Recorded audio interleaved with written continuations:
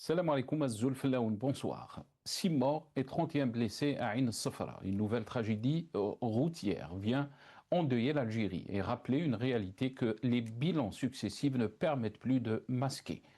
Derrière chaque accident, il y a certes des responsabilités individuelles à établir, mais la répétition des drames impose aussi de s'interroger sur l'efficacité des politiques publiques.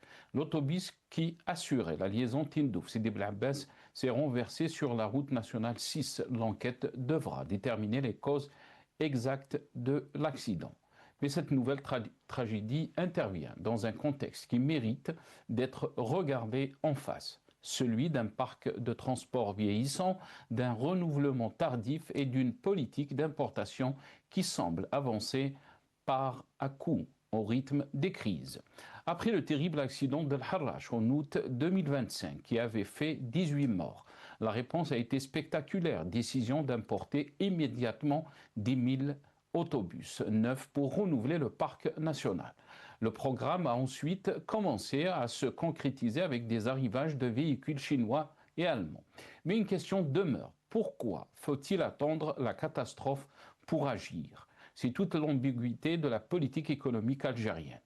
Pendant des années, l'importation a été combattue au nom de la préservation des réserves de change, de la substitution aux importations et du développement de la production nationale. Le principe pouvait être légitime, mais une politique de substitution n'a de sens que si elle s'accompagne d'une capacité réelle à produire, à investir, à approvisionner et à répondre à la demande. Sinon, le résultat est prévisible. La punnerie remplace l'importation, la punnerie alimente les tensions sur les prix et finalement, l'État revient à l'importation lorsqu'il n'a plus d'autre choix. Le cas des pneus est révélateur. Après des années de punnerie liées notamment aux restrictions d'achat à l'étranger, aux difficultés de l'offre nationale à satisfaire la demande, les importations ont de nouveau été autorisées et des fournisseurs étrangers sollicités. Même logique pour les autobus, les pièces de rechange en bloc, on limite. On attend que le marché se tende, puis on importe massivement lorsque l'urgence devient impossible à ignorer. Cette politique a un coût économique d'abord. Chaque rupture d'approvisionnement perturbe les entreprises, renchérit les intrants et fragilise les chaînes de production. Un coût social, ensuite, lorsque l'offre ne suit pas, ce sont les consommateurs qui paient la facture à travers la hausse des prix. Mais il existe aussi un coût politique, celui de la perte de lisibilité. Quelle est exactement la stratégie? Peut-on réellement substituer les importations? Alors, où sont les capacités industrielles permettant de produire suffisamment et à des prix compétitifs? Veut-on protéger la production nationale? Alors pourquoi devoir rouvrir rapidement les importations lorsque les pénuries deviennent insupportables? Veut-on maîtriser l'inflation? Alors pourquoi multiplier les contraintes qui peuvent réduire l'offre disponible sur certains marchés? Et surtout, où est le calendrier? Où sont les objectifs mesurables? Où est l'évaluation des politiques précédentes? Le problème n'est pas d'importer. Le problème est d'importer dans l'urgence après avoir laissé s'installer la punnerie. Le problème n'est pas non plus de soutenir la production nationale. Le problème est de croire qu'une industrie peut naître simplement parce qu'on en ferme la porte aux produits étrangers. Une industrie ne se décrète pas, elle se construit avec des investissements, des compétences, des infrastructures, de la technologie, des règles stables, des financements et surtout une visibilité à long terme. L'Algérie dispose aujourd'hui de moyens financiers considérables. Elle peut donc se permettre mieux qu'une politique faite de virages successifs. Restrictions, punnerie, inflation, mécontentement, puis réouverture des importations. Un pays ne peut pas être gouverné durablement à coup de mesures d'urgence. Nous en débattrons avec nos invités juste après cette petite intro.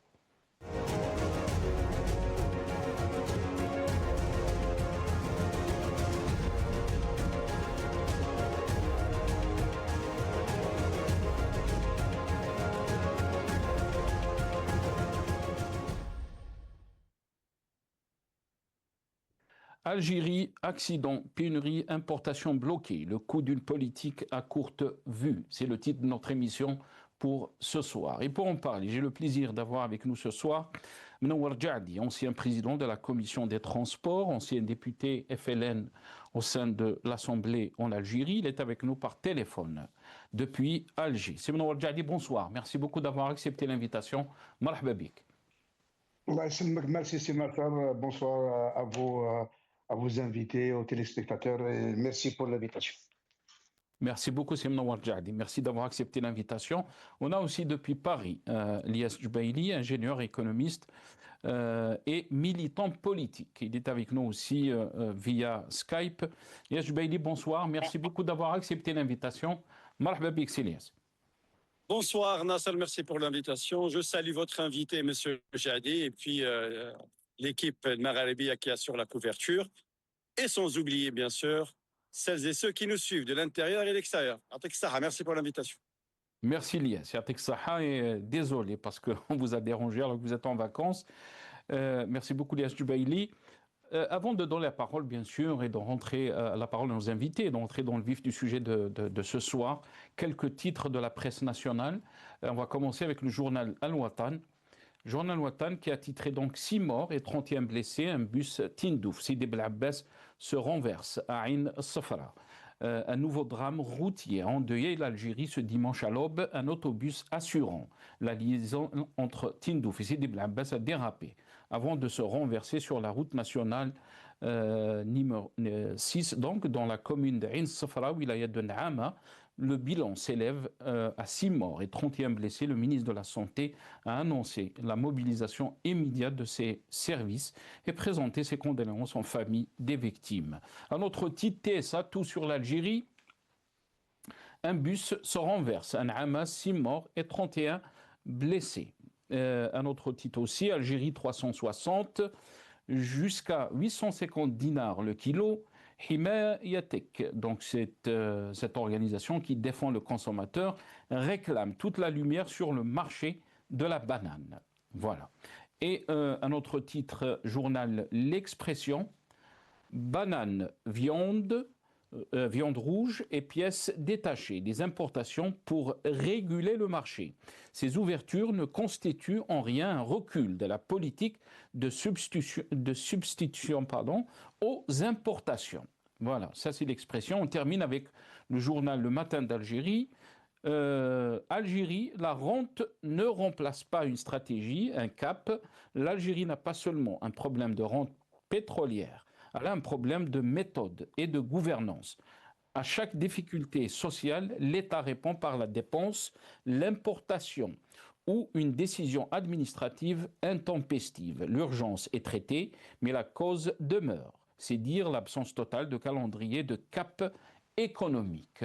C'est le titre et l'article du journal Le Matin d'Algérie. Voilà, quelques titres de la presse nationale. On va vous faire passer cette vidéo, donc l'accident qui a coûté donc la vie à six personnes, donc 6 Algériens, et 31 blessés. On regarde les images. لقي فجر اليوم 6 أشخاص مصرعهم وأصيب 31 آخرون في حادث انحراف وانقلاب حافلة لنقل المسافرين على مستوى الطريق الوطني رقم 6 ببلدية العين الصفراء بولاية نعامة، حسب ما أفادت به مصالح المديرية العامة للحماية المدنية، والتي تدخلت فور وقوع الحادث لإسعاف الجرحى ونقلهم إلى المؤسسة العمومية الاستشفائية محمد بوضياف لتلقي الرعاية الطبية اللازمة. الحادث تمثل في انحراف متبوع بانقلاب لشاحنة أو لحافلة من الحجم الكبير، خلف هذا الحادث 34 مصاب تم إسعافهم ونقلهم إلى مستشفى محمد بوضياف بالعين الصفراء، وكما خلف للأسف 4 وفيات بعين المكان تم نقلهم إلى مصلحة حفظ الجثث بذات المستشفى. كذلك لدينا مصابان نقل فاقدي الوعي إلى المستشفى حيث توفوا بالمستشفى، ليصبح العدد الإجمالي للمتوفين 6 وفيات و31 مصاب. Voilà, toutes nos condoléances bien sûr aux victimes. Rabbi yarhamou Moussa alayhoum, courage bien sûr à leurs familles. Espérons bien sûr que les blessés, on parle de 31 blessés, d'après donc les autorités. Donc un bon rétablissement pour les blessés.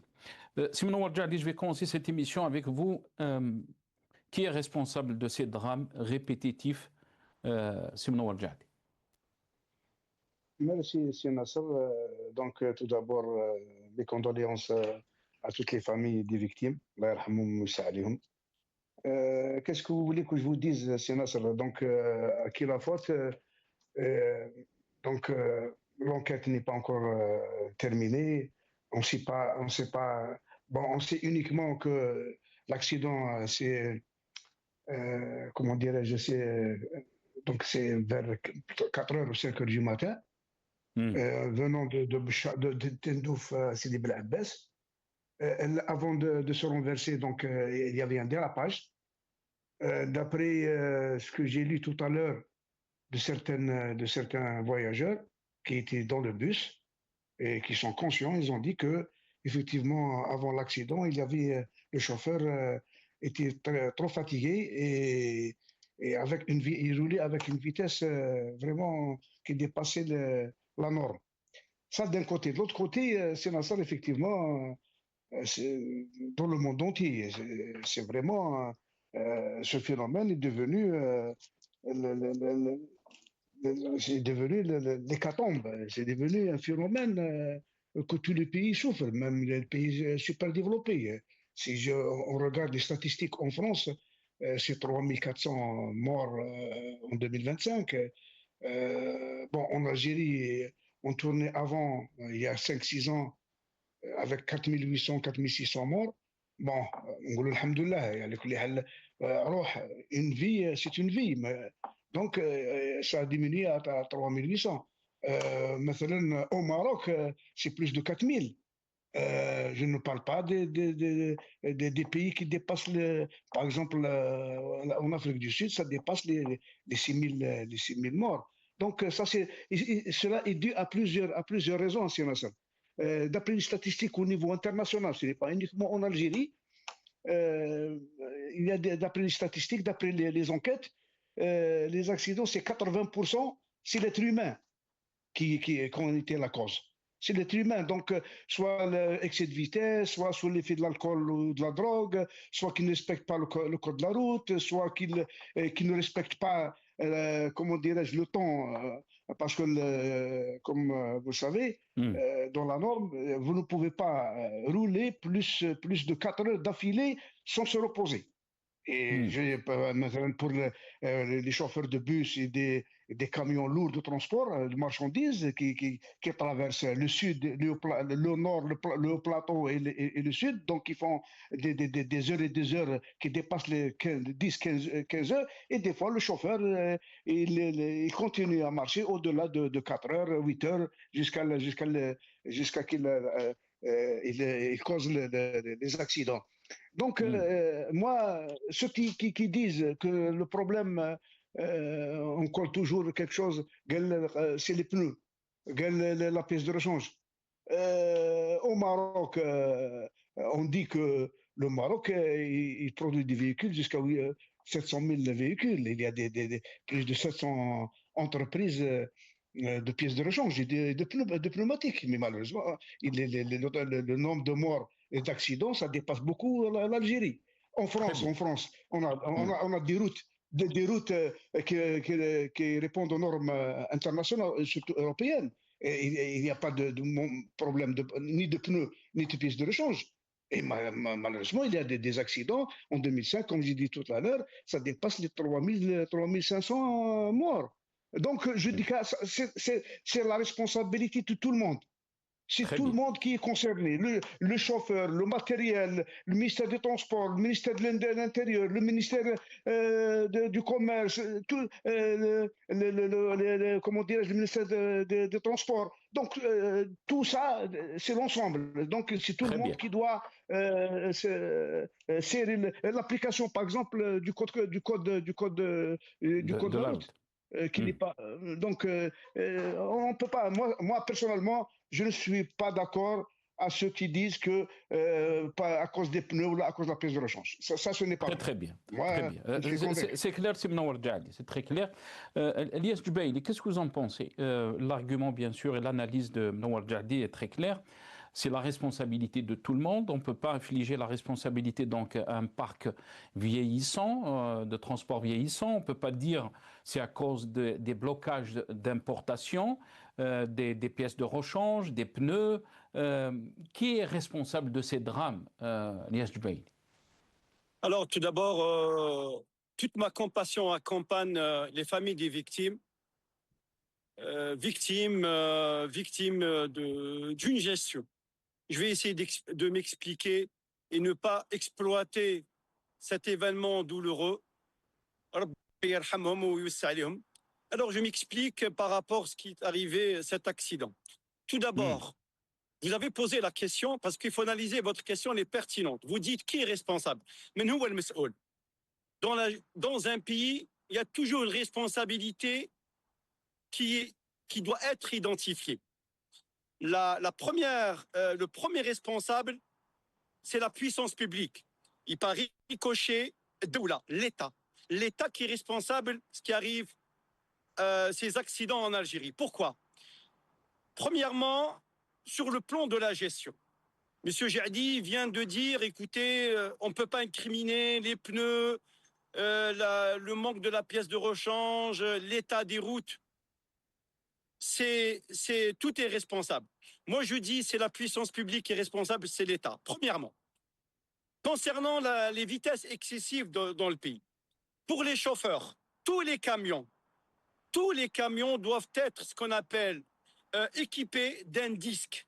Un disque, c'est-à-dire qui permet d'identifier et de limiter la durée du transport, la durée de conduite du transporteur, pour identifier s'il est en état de fatigue ou pas, pour limiter. Parce que j'en suis sûr qu'en Algérie, tous les camions, tous les transports publics ne sont pas équipés de disques qui permettent d'identifier ce chauffeur, il a roulé de combien.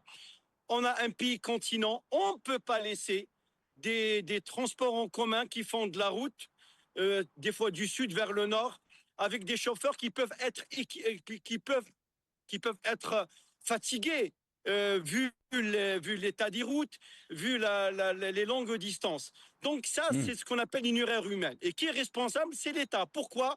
Parce qu'il doit être en permanence, être vigilant, imposer ce qu'on appelle un cahier de charge. Deuxièmement, on nous a dit que de temps en temps, il y a des conducteurs qui étaient sous l'effet des stupéfiants. Smahli. Mais en Europe, tous les camions et tous les bus de transport public sont équipés ce qu'on appelle d'alcotest, ou des équipements qui permettent de déceler si la personne elle a consommé des stupéfiants ou des drogues. Ce qu'on appelle, il doit souffler avant qu'il mette la clé dans le contact. Il doit souffler pour identifier s'il est sous l'effet de psychotropes ou de drogue. Et ça, dans tous les pays du monde, ce qu'on appelle, c'est la prévention. C'est le préventif qui doit primer surtout. Et le préventif, il fait partie de la gestion. Et qui est derrière la gestion? C'est le ministère du Transport. Et qui derrière le ministère du Transport? C'est l'État. Donc, regardez comment on arrive à identifier le responsable qui est l'État. Premièrement, la deuxième faute, la deuxième erreur, ça c'est une question de gestion depuis 62. C'est l'État. C'est depuis que Al-Bahbeta, quand il était ministre des Transports, il voulait que ce soit que la flotte routière.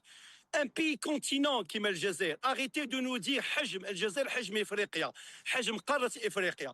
Quand on a un pays de cette ampleur, il faut ce qu'on appelle mettre le paquet sur l'aspect ferroviaire. Il faut ce qu'on appelle switcher entre le fret routier et le fret ferroviaire. Un pays comme le nôtre, 5 fois la superficie de la France, 205 fois la superficie du Qatar, pour donner des exemples là, comme ça, pour qu'on soit bien plus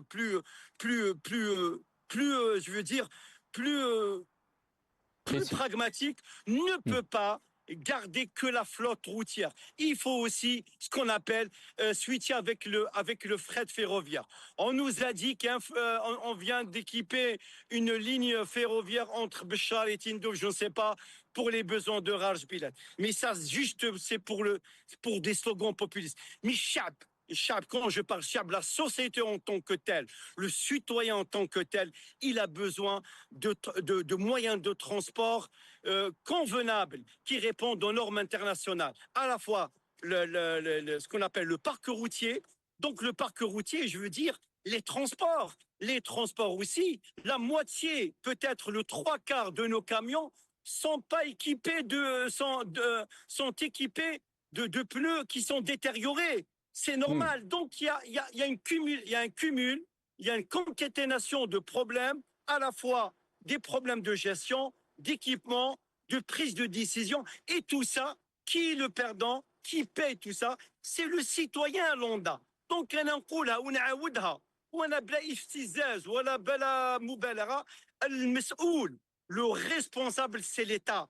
À partir du moment où nous avons des dirigeants qui veulent être aux commandes de ce pays, un pays comme le nôtre qui doit être décentralisé, on ne peut pas gérer le problème d'un transport à Naama en prenant une décision dans un bureau de ministère à Alger.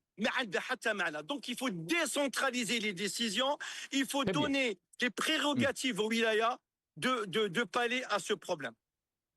Lyes Djebeli, quand vous dites la responsabilité c'est l'État, qu'est-ce que vous voulez dire? Est-ce que c'est la politique de gouvernance très rapidement, comme ça on donnera le temps aussi à Mnoar Djadi. Mais c'est l'État qui est responsable. Il est défaillant en termes de gestion, il est défaillant en termes de transport. Après 60 ans d'indépendance, nous ne sommes pas arrivés à mettre en place un réseau à la fois ce qu'on appelle un mix, un couplage entre un réseau routier, un réseau ferroviaire et un réseau, je veux dire, aérien. On n'a rien, on n'a pas obtenu pour un tel pays. Je veux dire que le responsable, c'est l'État. L'État parce que c'est lui qui est aux commandes du pays et celui qui donne la gestion. Donc c'est une faillite totale, je dis totale en termes de transport, Et arrêtons de voir les images. Quand il y a un accident, on voit que tous les ministres, ils se bousculent au portillon de l'hôpital. C'est pas ça qui va résoudre le problème du transport en Algérie. C'est pas ça qui va résoudre le problème du quotidien en Algérie. C'est une question de gestion et nullement une question d'image ou prise de photo. Très bien, restez avec nous, Lyes Djebeli. D'abord, avant de donner la parole à Mnoar, on va juste vous faire passer ce clip. La société Iris, celle qui produit donc les pneus en Algérie, dans ces images, bien sûr, ils expliquent au chef de l'État, Abdelmajid Tebboune, leur plan d'exportation donc de pneus qui sont fabriqués en Algérie. Le contraste, c'est que l'Algérien n'a pas le droit donc d'importer ces pneus-là ou d'autres pneus. On regarde ces images.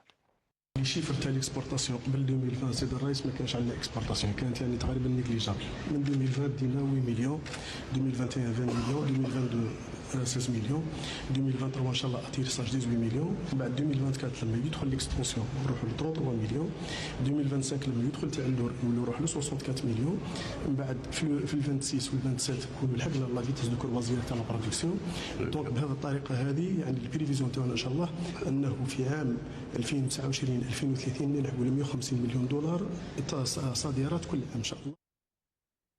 Voilà, dans cette vidéo, le responsable donc de la société Iris qui donne des explications au chef de l'État, Abdelmajid Tebboune, concernant donc les exportations de pneus. On va écouter dans un autre clip ces déclarations du chef de l'État concernant donc le pouvoir d'achat en Algérie. C'était dans son dernier entretien. القدرة الشرائية موضوع يسيل الكثير من الحبر كالعادة. ما هو تقييمكم للسوق الجزائرية؟ باش نقول يعني رانا في المستوى المرغوب فيه لا، لأن الطموح أكبر من النتيجة اللي أنا فيها. الطموح تاع الجزائريين à juste titre. اليوم nous sommes un pays émergent à revenus supérieurs. احنا رانا نحاولوا بالتحكم دابور في الشيء اللي انا فيه. لما تتحكم في الاسعار والتحكم في الاسعار المواطن يشهد ان كل ما تكون فيه مضاربه جو دي بيان مضاربه سبيكولاسيون في ماده من المواد وندخلوا بالقوه وندخلوا بالعداله وندخلوا بالدرك. Voilà, donc vous avez écouté donc ces déclarations. Le chef de l'État parlait de Tomouh, les ambitions de l'Algérie, de l'Algérien, un pays émergent à revenir supérieur. Il a parlé aussi de la spéculation. Simnour Djahdi, quand on voit, quand Liache Dbaili dit que quand il parle de la gestion, il parle d'une faillite totale. Surtout la question, donc, la gestion des routes en Algérie, la gestion économique.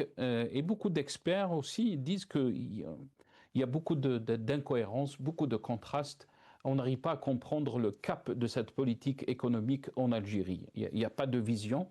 D'un coup, on ferme on bloque les importations.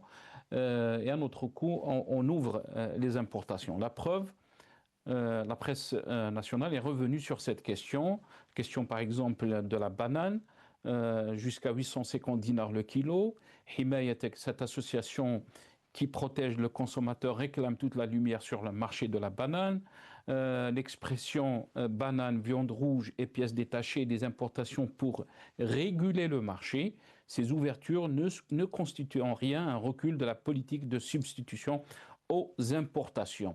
Est-ce que vous pensez que, vous l'avez dit dans votre première intervention, Simon Djahdi, mais beaucoup aussi pensent que cette politique de bloquer les importations est responsable de ce qu'on est en train de vivre, comme contradiction en Algérie, surtout sur le plan économique. Avant que je réponde justement à votre question sur les bananes et les importations, je voudrais éclaircir certains points qui ont été évoqués par notre ami Liache Dbaili. Donc tout d'abord, il parlait de système. Effectivement, en Algérie, en 2016, je me rappelle, on a prévu le code de la route d'introduire ce qu'on appelle les mouchards, les chronotachymètres. C'est des appareils électroniques avec des cartes que à n'importe quel moment, le motard ou le gendarme ou le policier arrête, surtout pour le poids lourd, transport de marchandises, et les bus, transport personnel. À n'importe quel point, il l'arrête dans un barrage ou la Hagdek, il lui demande de lui donner la carte de ce mouchard, de cet appareil. Il est mentionné le temps parcouru par le chauffeur. Exactement. Et lorsque l'agent... les disques مقبل كما قال comment l'a dit notre ami Lias.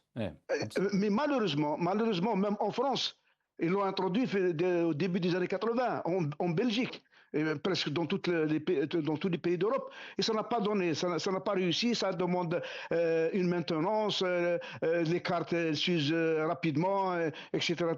Ce modèle a été abandonné. Deuxièmement, M. Dbaili, il met sur le dos de l'État. Moi, j'attendais à ce que je suis d'accord avec lui lorsqu'il peut-être il disait qu'effectivement il faut renforcer la formation des examinateurs de permis de conduire. Je suis d'accord avec lui. De renforcer le contrôle technique des véhicules, je suis encore d'accord avec lui. Mais l'État, qui l'État? J'ai dit tout à l'heure, mais je ne parle pas Hagdek. Et je vous laisse le soin, je laisse le soin à notre ami Liache Dbaili de vérifier lui-même.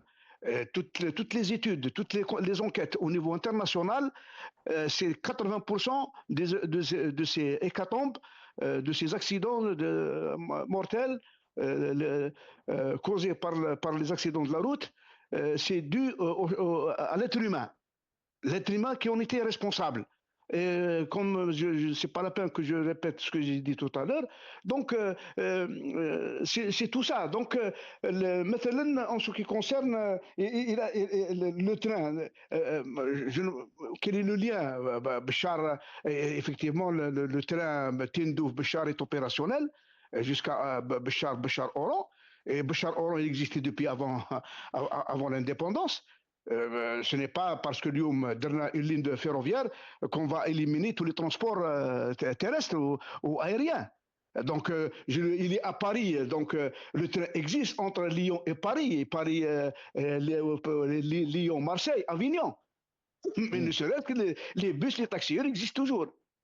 En ce qui concerne... نعم سي منور رجع لي معليش سمح لي برك بالك je vais essayer de parler à la place de Lies peut-être lui mais juste parce que j'aimerais que ce débat donc s'enrichit par rapport à ce que vous êtes en train de dire et par rapport à ce que est en train de dire notre ami Lies Jubaili. Lui, quand il parle de l'État, c'est ce que j'ai compris, hein, peut-être qu'il peut l'expliquer beaucoup mieux que moi, il parle de la gouvernance, de la politique, de cette gouvernance qu'on est en train de voir, qui nous mène à des catastrophes que l'Algérie n'a pas connues. يعني ما عرفناش سي منور رجعدي البيس يطيح باسكو ما كاش لي pneus, qu'il fallait changer les pneus. Le bus donc طاح في واد الحراش, c'était le mois d'août, il y a presque une année, le mois d'août de 2025, et c'est des catastrophes qui sont répétitives. Et certaines analyses parlent que ces politiques qu'on est en train de voir depuis 2019 n'ont pas aidé l'Algérie à se développer, non pas au contraire, quand on bloque les importations, on complique encore plus donc la situation pour beaucoup d'Algériens, et ça nous amène à ce qu'on est en train de vivre, comme l'accident du bus et d'autres. Est-ce que vous pensez aussi qu'on peut parler de cette question aussi, de la gestion de notre pays?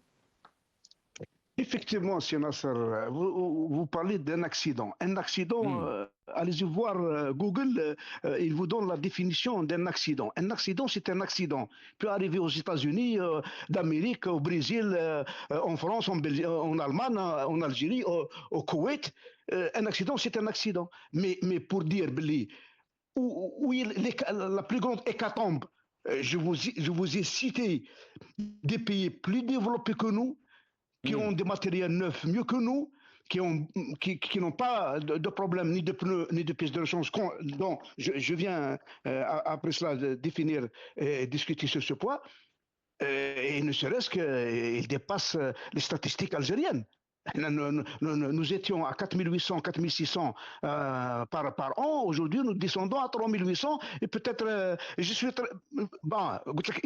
une vie humaine, c'est une vie humaine.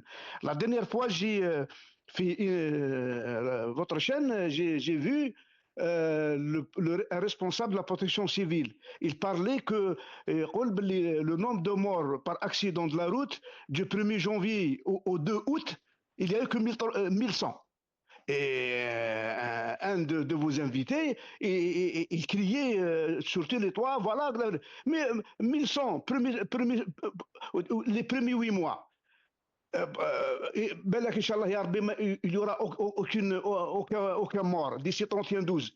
Mais c'est une avancée énorme par rapport à nous. On était en 2025, on était à 3800. Et les premiers 8 mois de 2026, nous sommes à 1100. Mais donc nous sommes dans la bonne voie. Et l'accident reste un accident que personne. C'est dû. Tout d'abord, c'est une. Il faut se mettre dans la tête que tous les accidents, le plus grand pourcentage des accidents causés par, tout d'abord, comme j'ai dit tout à l'heure, par l'être humain. Deuxièmement, par la modernisation des infrastructures routières.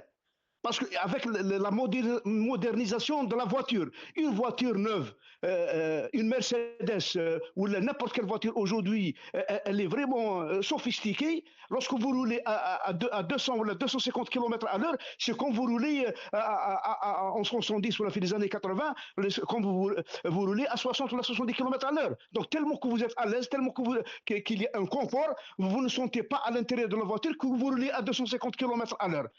Mais par contre, quelqu'un qui est de l'extérieur, il vous voit à quelle vitesse vous roulez. Donc, les routes, par exemple, les infrastructures routières qui sont développées à merveille. Donc, le chauffeur, il ne trouve pas de difficulté lorsqu'il roule même à 300 km à l'heure. Et c'est ça, justement, les accidents. Troisième facteur, c'est la jeunesse. La jeunesse qui, sous l'effet de l'alcool, de drogue, donc tout ça. Donc, ce n'est pas une... maintenant que je revienne, c'est Nasser, que je revienne à Iris.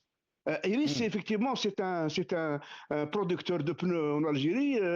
C'est un privé algérien, يعني نفتخروا به. ولكن على بالك احنا باه ما نطيحوش في الغلطات. Monsieur Djubaili, c'est un économiste, il sait bien tout ça. Et je sais bien qu'il va être d'accord avec moi. Donc, le commerce extérieur, il se développe au fur et à mesure et on le prépare à l'avance. Par exemple, dans le domaine de le ciment. Le ciment, à l'époque, on importait le ciment. Notre consommation à l'époque, ça tournait, je me rappelle, les années 2003-2004, à peu près 15 millions de tonnes. Et nous avons beaucoup investi sur le domaine. Aujourd'hui, en 2026, nous produisons 44 millions de tonnes. 44 millions de tonnes, nos besoins aujourd'hui, ils sont à peine de 22 millions. Donc nous avons sur notre dos presque 18 millions de tonnes. Que nous n'arrivons pas à écouler sur le marché ni africain ni asiatique. Pourquoi? Parce qu'on n'a pas préparé justement les exportations de l'époque. En principe, lorsqu'on commençait à investir, on commençait à vendre, même c'est un mal nécessaire, même au détriment de certaines pour éviter cette crise. Donc, Iris, aujourd'hui, c'est lui, pour augmenter le taux d'intégration de Fiat Stellantis à la route, donc c'est lui qui livre ses pneus. Il est en train de livrer quelques pneus au niveau européen et asiatique. Et comme l'Algérie, ça c'est pour votre information, je vous dis formelle, que l'Algérie en 2027, à Nasser, elle va produire plus de 20 millions de pneus. Nos besoins aujourd'hui, ils tournent autour de 8 millions, 12 millions. Donc le reste, c'est à l'exportation. C'est maintenant que nous devrions préparer les exportations de l'avenir pour procurer un marché au niveau local, africain, maghrébin, pays arabes, asiatiques, etc. Donc, il y a 4 usines, il y a 4 usines qui sont en voie de c'est-à-dire fin 2026, 2027, qui vont commencer à produire de différents types de l'engin, du poids lourd et des voitures légères. Donc, on va exporter, en 2028, on va exporter justement cette matière. C'est comme hier, on importait les aciers pour le béton, nous importions le ciment, on importait même la pomme de terre. Aujourd'hui, nous exportons, nous produisons beaucoup plus pour les besoins locaux, nationaux et l'exportation. Maintenant que je une petite précision, M. Nasser, et je vous laisse la parole. En ce qui concerne, pour que les gens qui nous entendent comprennent, ce n'est pas l'État, lorsqu'elle a pris la décision au mois d'août 2025 de monopoliser l'importation des pneus, c'est une stratégie, c'est un mal nécessaire. C'est une stratégie pour assécher le marché, c'est pour avoir justement depuis 2023 ces investisseurs qui sont en train d'investir sur les 4 grands complexes pour 22 millions de pneus. Sinon, si on importait comme on importait auparavant, l'Algérie dit des pneus de l'étranger, donc qui coûtent beaucoup moins cher. Pourquoi je vais investir et je n'ai pas un marché garanti en Algérie? Donc, et de deux, à l'époque, l'Algérie, je me rappelle, la loi de finances de 2024, votée en 2024 pour 2025, l'Algérie a alloué un montant de 900 millions de dollars pour l'achat uniquement de pneus. Malheureusement, et on avait, pour que vous aurez une idée, l'Algérie avait entre 1600 et 2000 importateurs de cette matière, du pneu.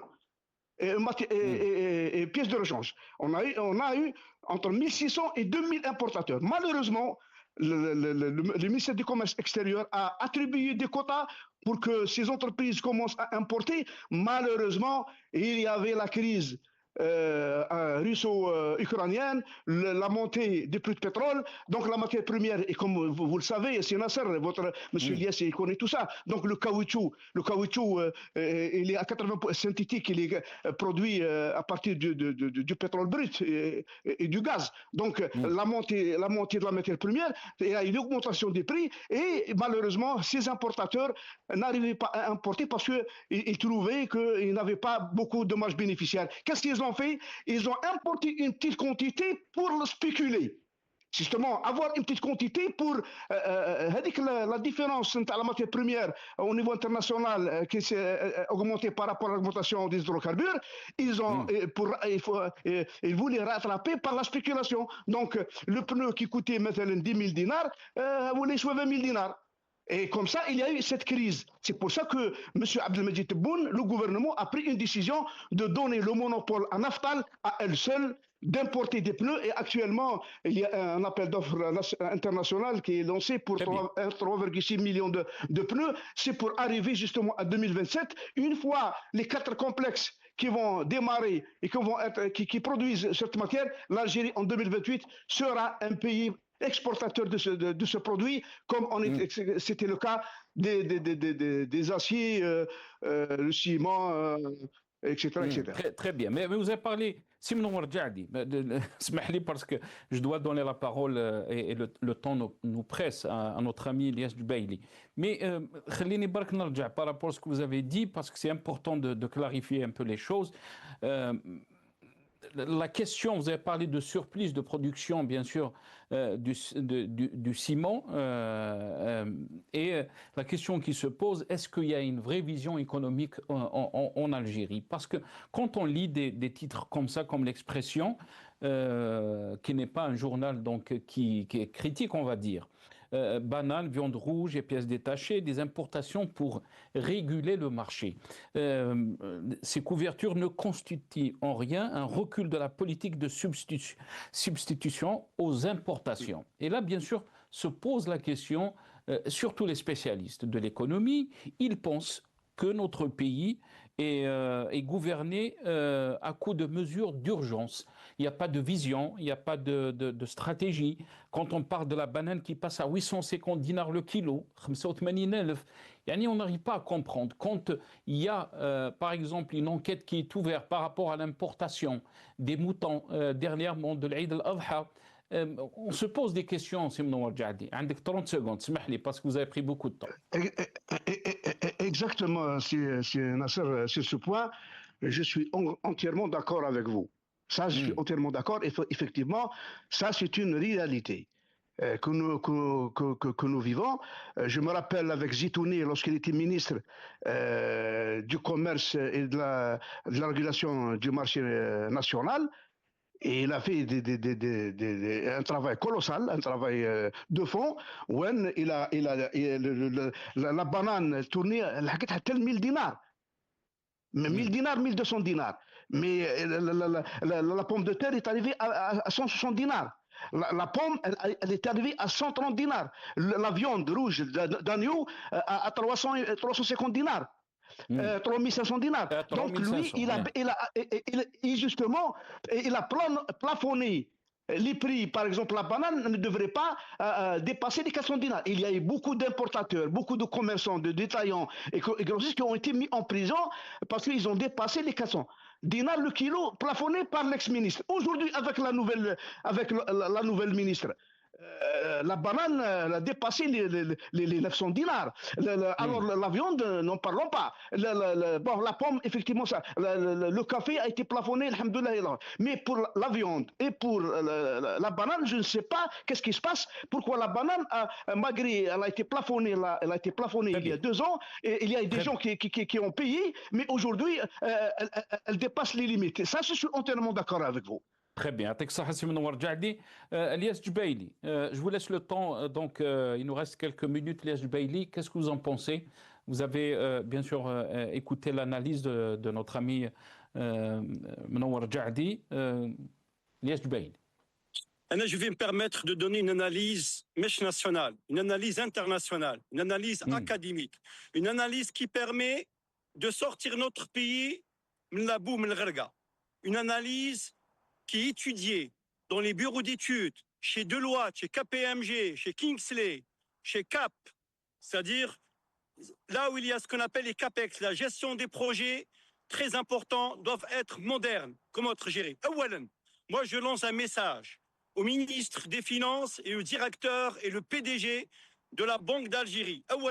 Mettre fin à ce qu'on appelle à cette invasion, ce qu'on appelle de la masse fiduciaire. Ça veut dire quoi, la masse fiduciaire? Vous avez 9 654 milliards de dinars, l'équivalent de quasiment 70 milliards de dollars qui circulent en termes de pièces et en termes de billets à travers tout le territoire. Ça veut dire tout simplement qu'ils représentent 45% du bilan total. 45% du bilan total de la Banque d'Algérie. Ça veut dire quoi? Ça veut dire ceux qui sont derrière ça, ils ne veulent pas qu'il y ait une traçabilité. C'est qui les responsables? C'est l'État, c'est la puissance publique, ce sont les autorités algériennes, ce sont les décideurs, ce sont ceux qui ont ce qu'on appelle des postes régaliens qui peuvent mettre fin à cette masse fiduciaire, à cette invasion du billet de masse. Il n'y a aucune traçabilité. On ne sait pas ce qui se passe, il n'y a pas de traçabilité. Quand vous avez 45% du bilan total de la Banque d'Algérie, elle dit, c'est un audit, qui a été dit, c'est pas moi, qui a été un audit, qui a été mandaté pour dire qu'il y a le 30 novembre 2025, il y a ce qu'on appelle l'équivalent de 45%, presque la moitié du bilan de la Banque d'Algérie, c'est des pièces et des billets qui circulent à travers toutes les wilayas. On ne sait pas qui est derrière, on ne sait pas qui ne veut pas la traçabilité. Même l'Office national, Elias Jubaili, l'Office national de statistiques, elle a été mise sous tutelle du Premier ministre. Oui, tout le monde est responsable. Moi, je vous donne des normes, je vous donne une étude académique, je vous donne une étude analytique. Et je suis responsable, je prends cette responsabilité en mon âme et conscience. Parce que je suis citoyen algérien, je le fais pour la patrie, l'île Watan.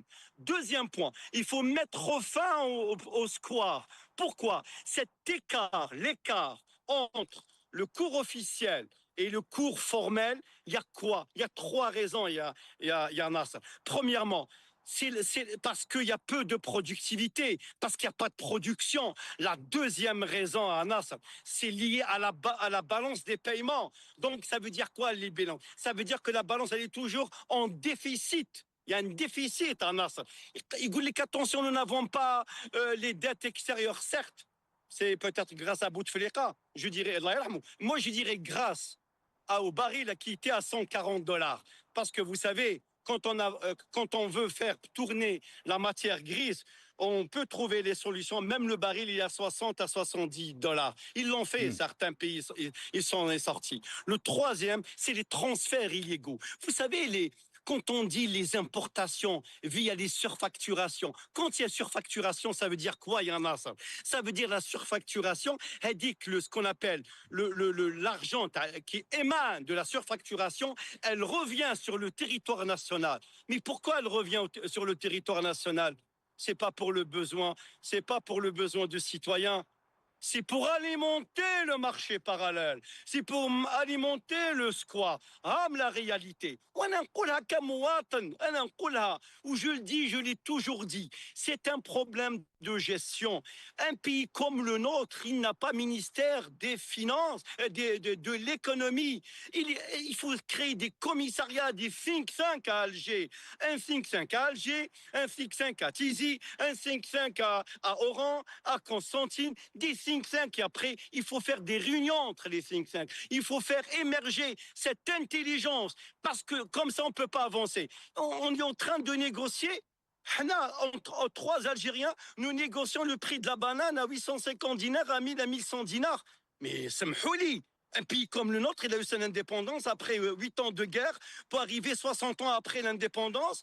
Au lieu qu'on dise comment on va créer ce qu'on appelle des centrales, des grandes centrales nucléaires civiles, comment créer ce qu'on appelle, comment exploiter notre Sahara, comment créer ce qu'on appelle la recherche et développement dans les grandes universités, comment créer des laboratoires. On est en train de parler autour du kilo de la banane à 850 dinars. Même les pays qui sont pas producteurs de la banane, c'est fini, on parle plus de banane, on parle plus du coût. Mais le coût, il est lié à quoi? Il est lié à la spéculation. Parce que quand vous ouvrez votre marché et vous le contrôlez et vous le régulez, il n'y aura jamais de spéculation. Il n'y aura pas de spéculation. La spéculation, il n'y a que l'État qui est capable de mettre fin à la spéculation, nullement le citoyen. C'est ça la réalité. C'est la réalité amère. Merci. Merci beaucoup, Elias Jubaili. On est arrivé à la fin de cette émission. Grand merci à nos invités. Simon Ouarjadi, ancien président de la commission des transports au sein du Parlement donc en Algérie, ancien élu, aussi député FLN, qui était avec nous depuis Alger par téléphone. Merci à vous. Merci à Elias Jubaili, ingénieur en économie et militant politique. Il était avec nous aussi depuis Paris via Skype. Merci à vous, chers téléspectateurs, d'avoir suivi cette émission.